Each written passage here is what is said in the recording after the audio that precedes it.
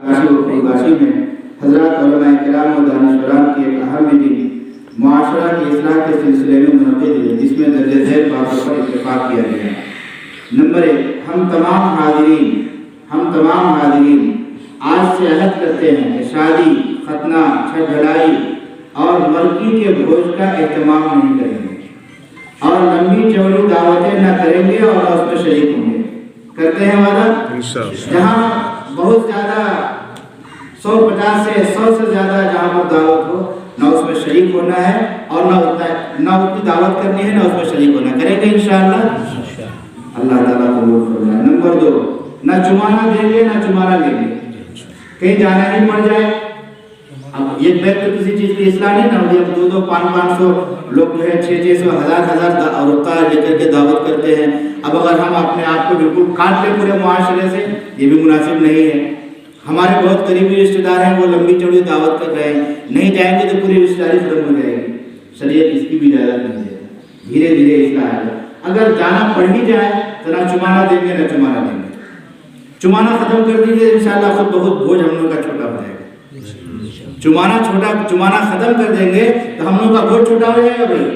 तो कम से कम इतना तो हम आयत कर सकते कि ना भाई नाम देंगे नाम लेंगे, इतना तो कर सकते हैं ना।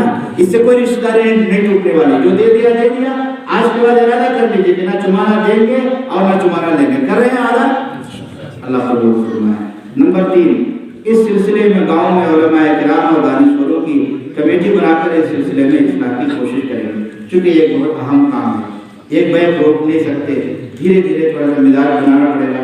तो उसके लिए जैसे फुलगाछी गाँव है, आठगाछी गाँव है, यहाँ पर उलमा जो है और जो सरकर्दा लोग हैं उनकी एक कमेटी बना ले, 5 आदमी 6 आदमी की। ये जिनके यहाँ पे तकलीफ हो उनको जाके समझाया बुझाया तो 100 में से कम पहली मरतबा जाएंगे तो 20 तो कम होगा ही इंशाअल्लाह। तो ये होगा कि नहीं होगा इंशाअल्लाह, हो जाएगा। तो ये कर लेंगे इंशाअल्लाह। नंबर 4, अपने घरों में एंड्रॉइड मोबाइल अगर हो तो उसकी पूरी निगरानी करेंगे।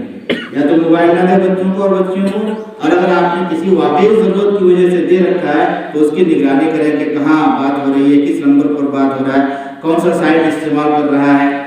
बुरा ना माने, आज के बाद आप तजर्बा कर लीजिएगा।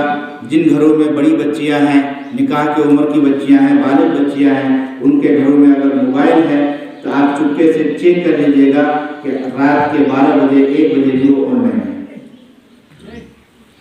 रात के 12 बजे 1 बजे भी वो ऑनलाइन होती है बच्चियाँ। आखिर उस वक्त ऑनलाइन होकर के क्या कर रही होती है जो अपना भाई हमारे माशरे में, इसकी निगरानी करेंगे ना इंशाअल्लाह।